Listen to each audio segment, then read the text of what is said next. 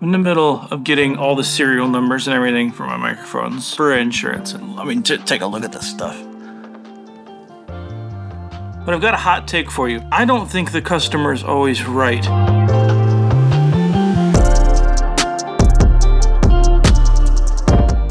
So with having any kind of business, you have to deal with people. I mean, you're dealing with humans. And those humans are coming to you for a service that they're not a professional at. And that's okay. That's why you exist. This is why you're of value. I think there's an idea that held me back for a long time, and it's that the customer's always right. When in reality, that is super rare. It's inevitable you're going to work with a whole lot of different people with a whole lot of different experience in recording and creating music. And they're going to have a lot of different ideas as far as what they want out of their project. And this goes across genre boundaries, right? This has little to do with, are you doing a rock record? Are you doing metal? Are you doing corporate voiceover? Are you doing post work? There's a lot of situations where a client will try to describe what it is they want. And you can take it for face value and go down this rabbit hole with this person. And a lot of times you're going to end up further away from the intended end result that they want. I'll give you a good example. And it has to do with compression a lot of the time. I can't tell you the amount of times that either someone has asked for more compression or less compression.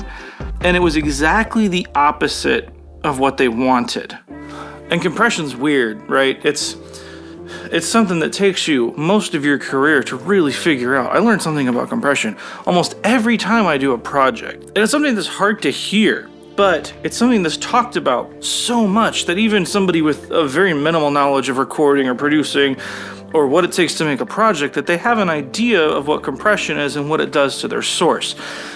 And a lot of times they get it backwards in their head as far as what is actually happening. I had a hip hop artist who had a killer delivery, know exactly how he wanted it delivered, and kept asking for less and less compression. He had it in his head that compression was a bad thing. I totally get it. If you want to go for more of a natural sound, that's cool, but I was taking him at face value of what he was saying. I was giving him less and less compression. We were getting further away from the project that he really wanted. And it was only after talking to him, like, tell me the emotional impact of what you want. Like, I want those consonants to hit.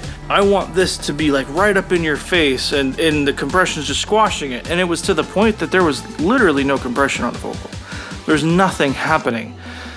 And what I come to find out, although he's asking for less compression, he had it in his head that compression was pushing things further away from the listener, when I could use compression in a way that would get it right here.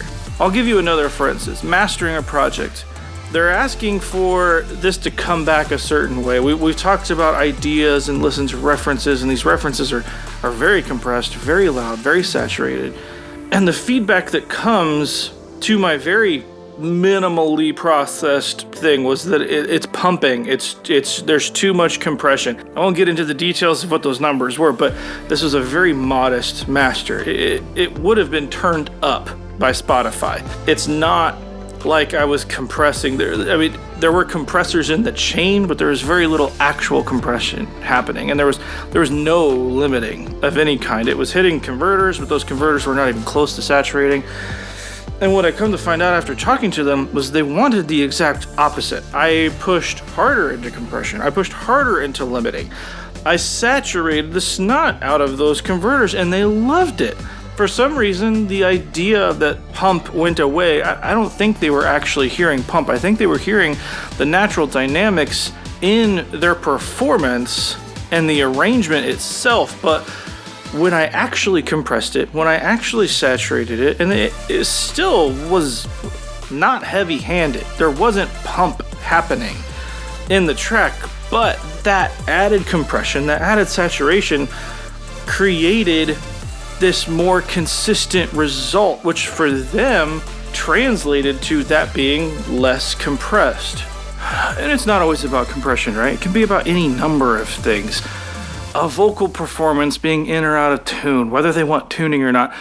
There's so much that an artist can give you feedback with that's based on a previous experience that they may have that's maybe accurate or it's not. Now, that's not to say you shouldn't listen to your client. The hard part here is listening past what they're saying into what intention that they want to get. That's the hardest thing to do.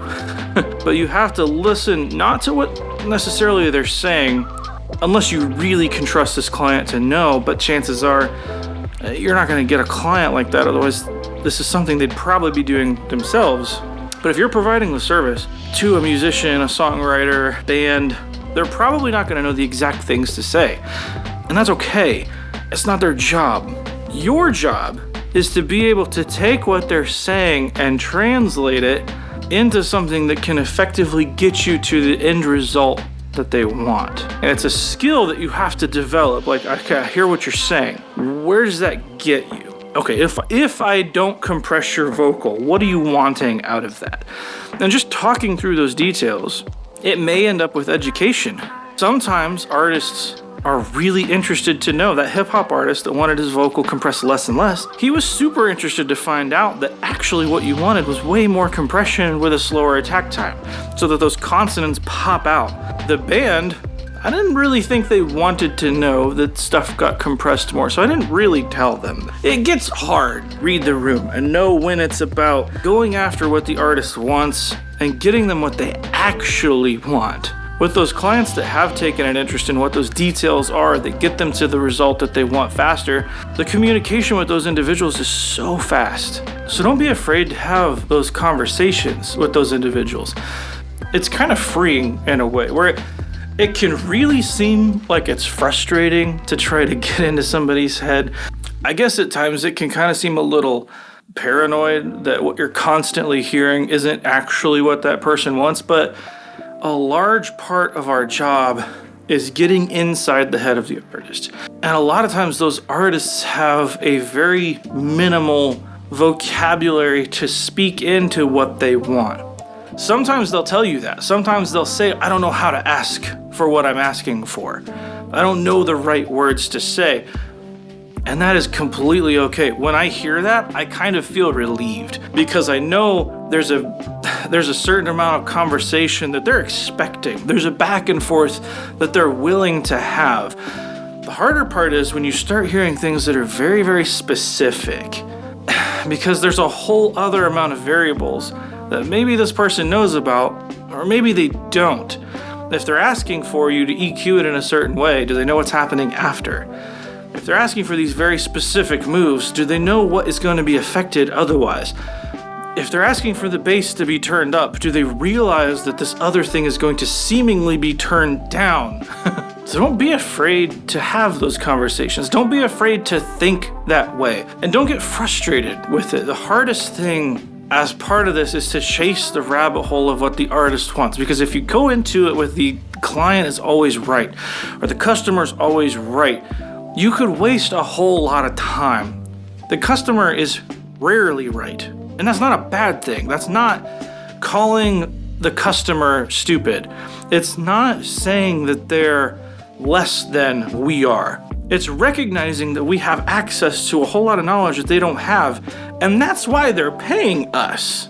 Now, to be fair, I have rarely run into a customer that has said that they're right.